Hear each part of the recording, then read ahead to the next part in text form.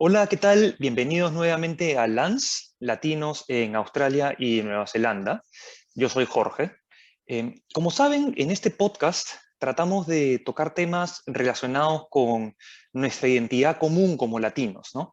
Y definitivamente, uno de los aspectos de esa identidad común es la música. Ahora, no sé si le pasa lo mismo a ustedes, pero cuando yo estoy caminando por alguna parte de la ciudad o en algún lugar y escucho música latina, eh, al toque me llama la atención y hasta me provoca entrar, ver de qué se trata, quién está tocando, ¿no?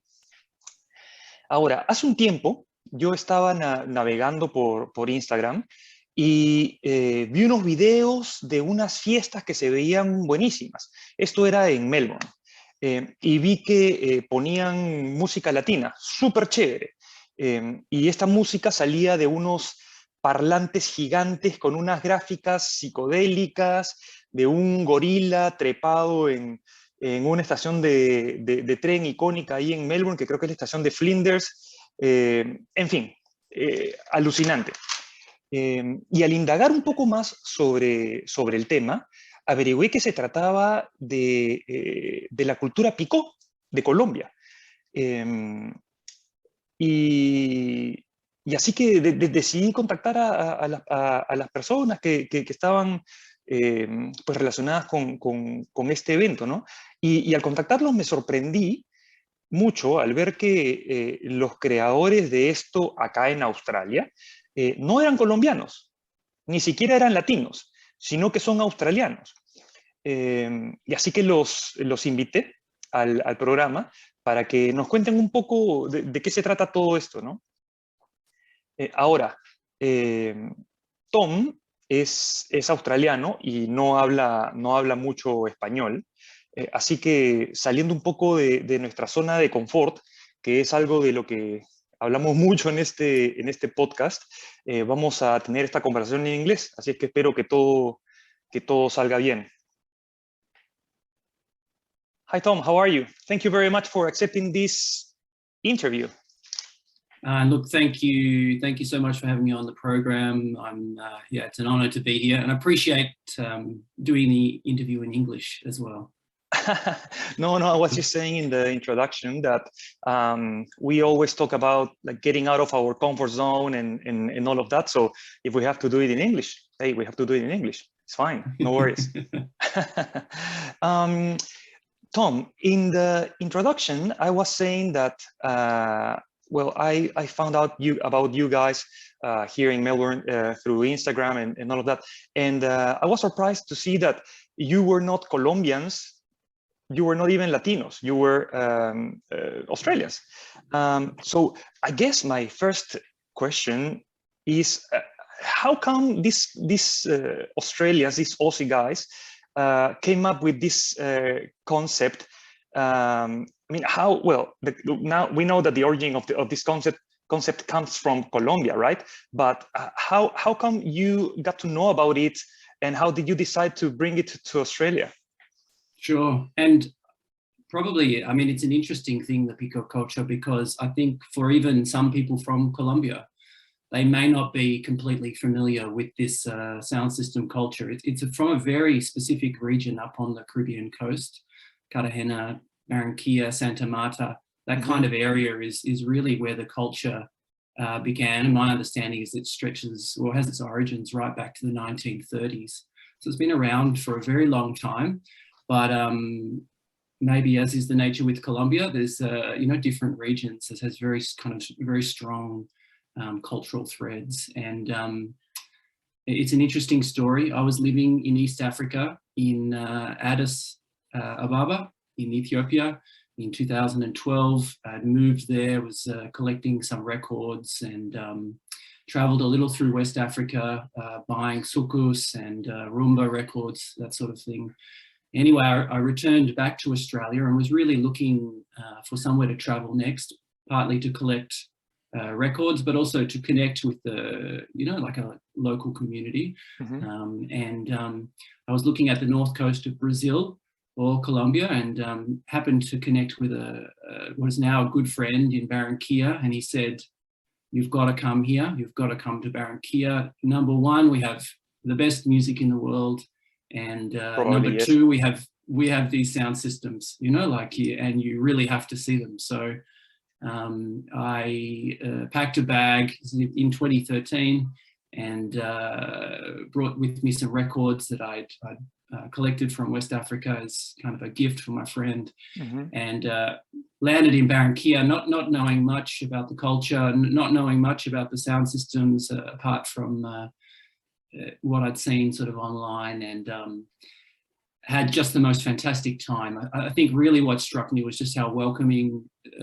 people were in Barranquilla, and I spent, you know, a few weeks really just kind of immersing myself, or being immersed really in the culture. So being taken through, you know, small house parties, you know, most of it in the south of the city, you know, larger kind of community events, you know, but this really kind of music events around the Picó, so verbenas, you know, whether it's in a small house or kind of, you know, out in a street or something like that, and really came back to Australia absolutely buzzing with this, you know, not just the physical sound system itself, but also the community that sort of builds itself around the music. You know, it's not just music, it's art, and you know, there's food, and there's all these kind of different elements to it. And I was just really kind of awestruck with it. And when I got back to Australia, talking to a friend of mine, another record collector and DJ, Johnny El Pajero, here in Melbourne, and we started kind of talking about this idea of building a sound system here. And it took us a few years. In 2016, Johnny traveled through Latin America and spent some time in Barranquilla, also connected with this friend of ours, Fabian Altahona Romero. At the time, we didn't realize, but Fabian is really responsible for what is the resurgence of the golden era of these Picó sound systems. They've been around since the 30s, but had developed over time, and the more modern incarnation of these systems is a much more modular system, whereas Fabian and his brother Jorge, they'd really sort of pushed this style of Picó sound system that was around during this golden era, the heyday of the sort of 70s and 80s. So when we created El Gran Mono and began designing and I guess working out the concept, Fabian was kind of central to that, to just ensure that we created something that was true to the culture, was authentic. It also kind of reflected this era that we were trying to emulate. So, but yeah, we've really been, I guess, blessed in some ways to be connected so well with the community from the beginning, and also to have support in what we're doing. I think your experience thinking that we were, you know, a couple of Colombian guys here in Melbourne is not uncommon. Like even other friends from Barranquilla that are living here in Melbourne, when they first came across the sound system, they thought, hey, what's this? What's going on here? It's because it's such a local, you know, in some ways, such a local culture in Colombia. Yes, I totally thought that you were Colombians because, and I think that this is something good because it seems like you got the authentic colors and concept of the Picó culture, the Picó sound system. I didn't mention it, but your Picó is called El Gran Mono Picó sound system, right? And I was mentioning that it has this figure of this huge gorilla, like kind of King Kong style, destroying Flinders station with helicopters flying around. And it is super interesting because before this interview, of course, I was doing some research. I'm not from Colombia. I'm from Peru, and actually, I asked what you were saying is right, because I asked a Colombian friend, which is not from Barranquilla, from that area, if he knew about this Picó culture, and he said, no, I'm not that familiar. Of course, everybody knows about the Colombian music and the strong influence of African music, especially in that part of Colombia, and the salsa and all of that. Before this interview, I was telling you that actually one of my favorite salsa singers is from that area. So yeah, I think you nailed it with the whole idea and the concept. Now, we were talking about the speakers, sorry, and the sound system, which is a big part of the concept of the Picó culture. And these are these massive, huge speakers with these psychedelic paintings and graphs, which varies a lot, obviously, but they are so fun and so engaging and so colorful and happy. And I don't know, can you tell us a little bit more about what was your first impression when you saw this kind of speakers and what was happening? Yeah, sure. So, I mean, to me, the color and the kind of just even the size and imposition of the Picó sound system, it really represents the Caribbean or the Caribbean coast to me.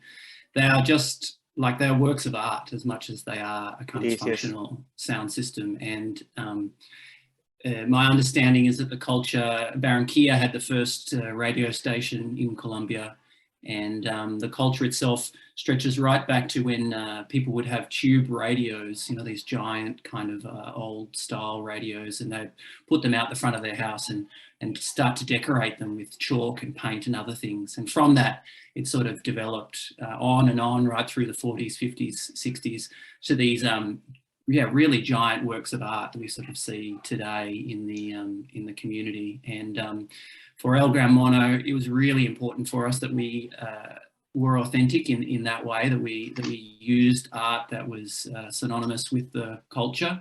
And in 2013, I had a small replica Picó made, El Oro Negro.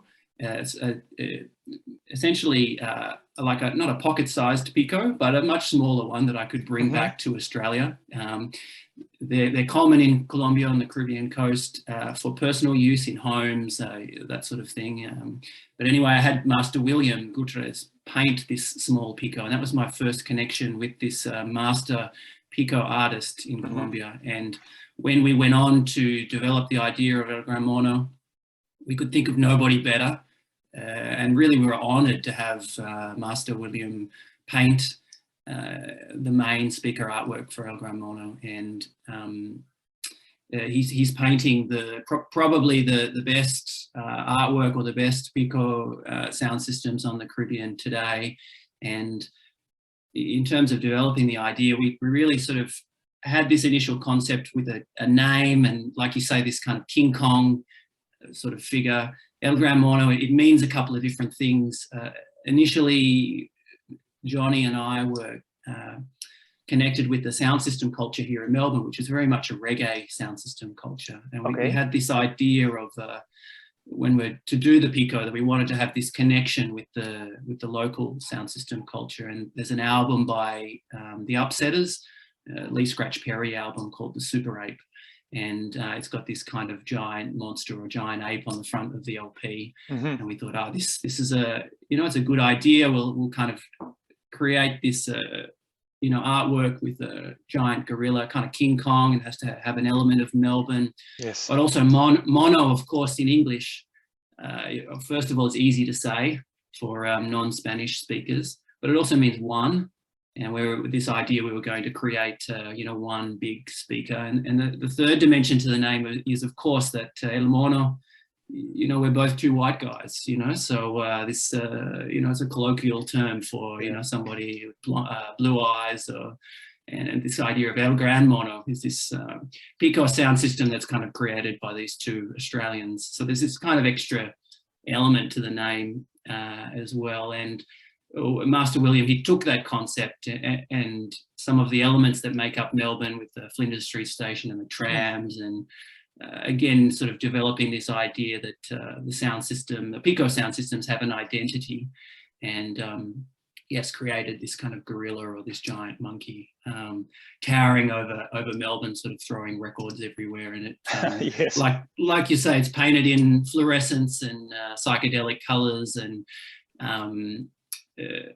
as with other Picó sound systems, we also kind of light up the artwork with ultraviolet light. So when we're doing events in the evenings, the whole kind of sound system itself is kind of glowing and pulsating and playing some of this music of the Caribbean and, as you said, also Africa as well. So a very strong connection in that Caribbean region between Africa and Latin America. I think you know, through the kind of shipping port of the Panama Canal, there are a lot of records coming in from workers working on the ships and traveling around the world, and those records kind of made their way into Colombia and obviously into the rhythms of the country as well, you know, in the music that was created there. But that's also very much the focus of our Gran Mono. So we're playing lots of African music as well as lots of kind of foundational Colombian music as well.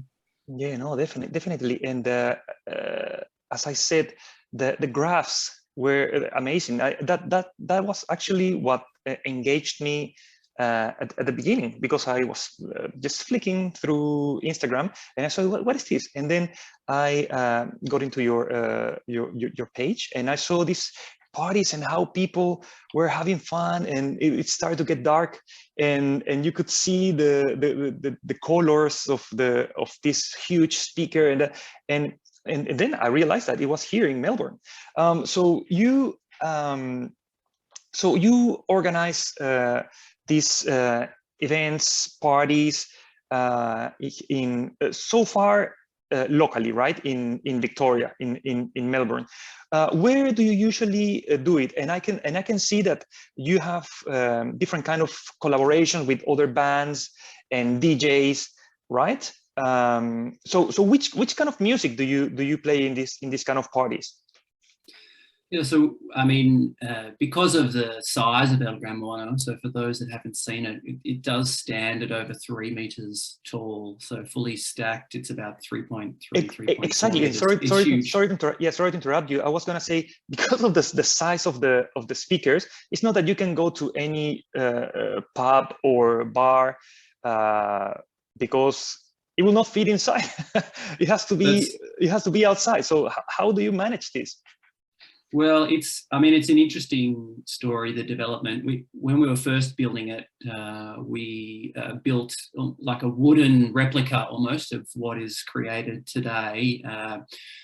This is back in 2018. And however, part of the design as we developed it further, and we worked quite closely with an engineer in the northern suburbs of Melbourne. And with some effort, it actually does come apart to some extent. So the top this is where it differs slightly from some Picó in the Caribbean coast. And that was really built around the necessity for us to get inside smaller venues if we have to. So the top of the main box comes off, and we can slide the artwork out and move it through what would be a standard size doorway. It takes quite a bit of effort. So most of our events have been outdoors, partly for that reason, but also because of the, I guess, the purpose of the sound system. It's not just, we didn't want to just create something that would be coveted by kind of late night venues, just catering to a very particular audience. We wanted to contribute to supporting a kind of positive cultural narrative from Colombia in Australia. And a big part of that was putting together events that really embraced the whole community. It's a very male-dominated world, the sound system community in Australia, and probably around other parts of the world as well. And so, you know, I guess a key objective of El Gran Mono was to ensure that we were creating events that welcomed all of the community, and it includes families and other, I guess, people that may not get access to these kind of events. And so for that reason, we've really been focusing on daytime events. Obviously over summer works a little bit better if we're outdoors, but really designing and working with musicians that, again, kind of emphasizes this kind of like positive celebration of culture. So as part of that, we work with a very tight family of DJs, most of them based in Melbourne, but also increasingly MCs and other musicians as well, to sort of, I should say musicians and dancers as well, to really kind of bring in what we see as kind of all the elements of this culture. And so we've been doing regular sort of parties at places like the Abbotsford Convent in Melbourne with another reggae sound system. More recently, we've been over to the WOMAD Festival in Adelaide. So we had 4 shows at WOMAD in March this year. Coming up in June, we've got an event for Rising Festival in Melbourne, which is in the Forum Theatre, and there are 9 other custom-built sound systems as part of that event. And then a week later, on the 11th of June, we're actually heading to Sydney as part of Vivid Festival. We had hoped to get to Canberra, but not sure it will be this time around. But I'm actually, I grew up on the far south coast of New South Wales, which is very close to Canberra. So near a town called Cobargo. It's only a couple of hours from Canberra. So we've got this idea to do some events up there. You know, that community was affected by the fires a couple of years ago, and we really want to kind of do something to bring the community together, but also hopefully do something in Canberra as well, because I know there's a strong community there. Sure, no, definitely. I have seen that you are getting bigger and bigger. I mean, soon you will have to drop the Melbourne part of the name, because it should just stay El Gran Mono, because it's getting bigger. And listen, it's so much fun. I mean, you can see it in your social media. It's so much fun. I cannot wait till the time that you come here to Sydney to see and experience it firsthand, because it's really fun. So well done, guys. And I see that you're even launching like merchandise, like t-shirts and tea towels and stuff with but also maintaining the colors and the identity of this culture. They are super cool. I have to get one of them. So you're taking over. It's like you are implementing everything as a whole, and it's paying dividends now. You are getting bigger and getting more known. And I think as a Latino, it's very nice to see these kind of things, like coming from a couple of Aussie guys who love music, because music it's an important part of us as Latinos, and as you know, we have strong influence from Africa. So in that aspect, so it's very cool to see that. It's very cool to see that you are promoting that, and that is why I thought it was a good idea to invite you guys to come here and talk a little bit more about it, and to promote this movement that you're doing. Thank you. That's really great to hear, actually, because we are, we're constantly talking about it and trying to, as kind of transparently and genuinely as possible, really to emulate and show how wonderful, or in some ways be a window to this culture. So,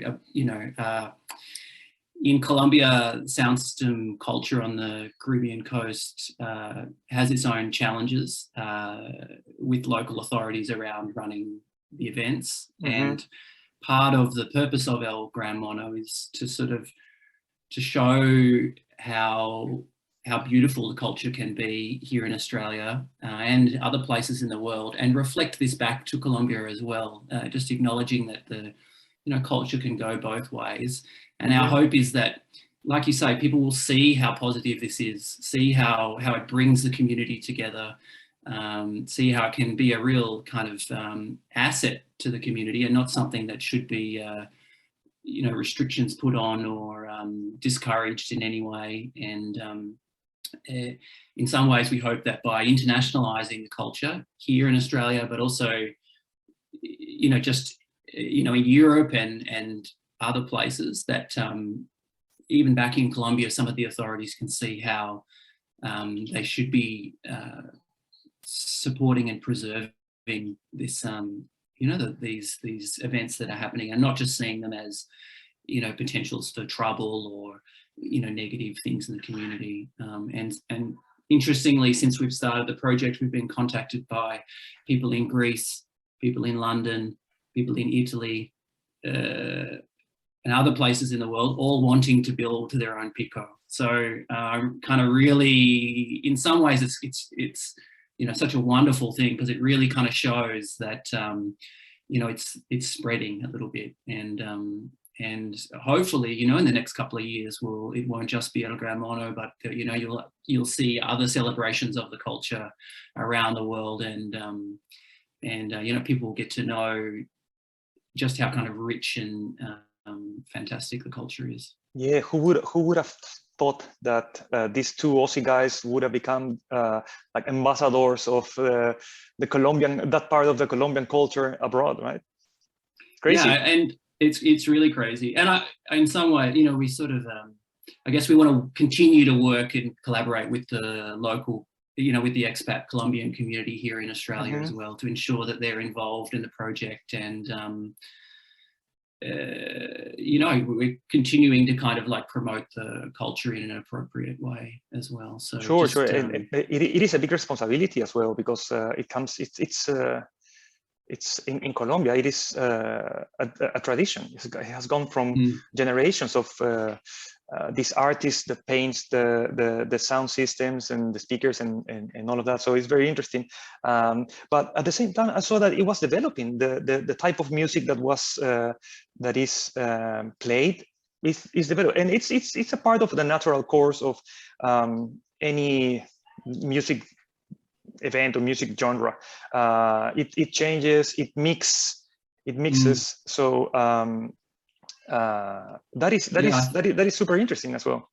Yeah, absolutely. And so the Picó sound systems themselves have an identity built around them, very, very similar in some ways to the Jamaican sound system tradition. They've got a name and a style of music, and they'll often play to the crowd or play to their audience, that their market in some ways. And so you're very right. In Colombia, you might have Picós that are playing a lot of pop music, very popular kind of modern music. Of course. And then you might go to other communities, other areas, if particular in Barranquilla, where they just play African music. So they'll be playing Kenyan benga and Congolese rumba, and just African music on these sound systems. And so you've got this whole kind of variety scale, really, and they all sort of fall within that. And you might have Picó that just play salsa, other ones that play a lot of cumbia, or others. Champeta is obviously extremely popular, and so yeah, it's really fantastic to sort of see this the variety. I guess where we fit in is obviously we have this connection to Colombia and to Africa through the Picó culture, but we're also playing in Australia, and so exactly, we need to kind of bring that, develop the culture forward, and be trying to do new and fresh things and play to our audience here. So do you mix it with electronic music somehow? So we predominantly began the just playing vinyl, having DJs playing just vinyl records, and still, they're playing a lot of records that have been collected from Latin America or from Africa.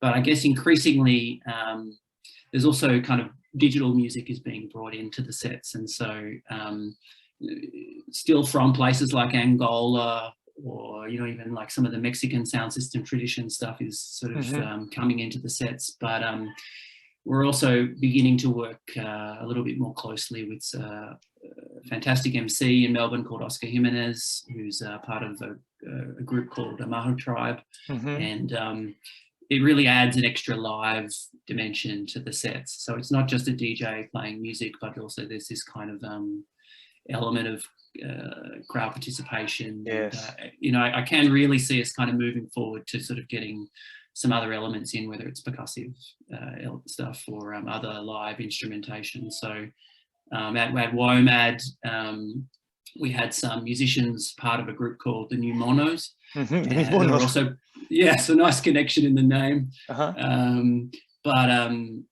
Playing accordion and some other instruments on stage with the DJ and the MC. And again, it's kind of, we all sort of bring it back to this kind of like celebration of the music and culture, and trying to create these really positive experiences around the Picó. So you've got this kind of conduit really in the sound system, and then sort of we're bringing people in to kind of work,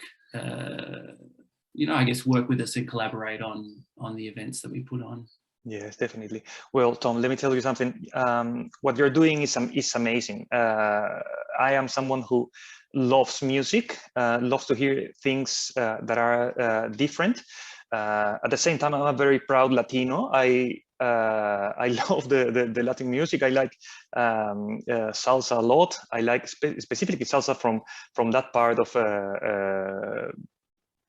Latin America, from Barranquilla, from Cartagena. So I think you're doing an amazing job in promoting and celebrating this kind of culture in Australia. So thank you very much for that. You're doing a really great job, and that's why I thought it was important to have this getting known by more people, and I'm sure that's going to happen. So well done, guys. Thank you. And it's actually it's an honor to hear that, and that's really kind of goes to the heart of what we're trying to do, is to create something that people are proud of, and that that kind of reflects what we're, I guess it reflects the culture in a really positive way. So it's a real honor to kind of it's really cool, and I'm gonna keep following you guys, what you're doing. And and if the people want to know about the upcoming events, they can just access to your social media, right? All the information is there, the upcoming events, places in which you are playing, right? Absolutely. So we've got a website, which is elgranmono.com.au, but then we're on all the usual socials. So you can, the handle is elgranmono melb, MELB, Instagram, Facebook. I've got a YouTube channel that we're uploading videos onto fairly regularly. But if you check into the website or any of those social media sites, you'll be able to see the events coming up. That's good. That's good. After this interview, when I post it in my Instagram, of course, I'm gonna put the links and your Instagram and everything, so everybody can access to it easily, because it's fantastic what you're doing, guys. That's great. And look, on the YouTube channel, back in 2018, when I went to collect the artwork from Barranquilla, I also interviewed a number of the other sound system owners, and even Master William Gutierrez. And so some of those interviews are up on the YouTube channel, just as a kind of way of giving people some access to the culture and a little bit of a deeper understanding and about some of the Picó in particularly in Barranquilla, where I was at the time. But yeah, it's all on there so people can check it out. Sure. Well, Tom, thank you very much for your time. Thank you very much for promoting this part of the Latino culture. I think it's great, and I hope we can stay in contact, right? Yeah, absolutely. Yeah, I'd love to stay in touch, and yeah, no doubt, as things develop, I'm sure there'll be things in the future people would be interested in. Alrighty, Tom. Thank you very much, and I'll talk to you next time. Thank you. Okay, bye. Muchas gracias por ver el video. Si te gustó, puedes darle like. Y si quieres ver más contenido como este, no te olvides de apretar suscribir abajo. Muchas gracias y hasta la próxima.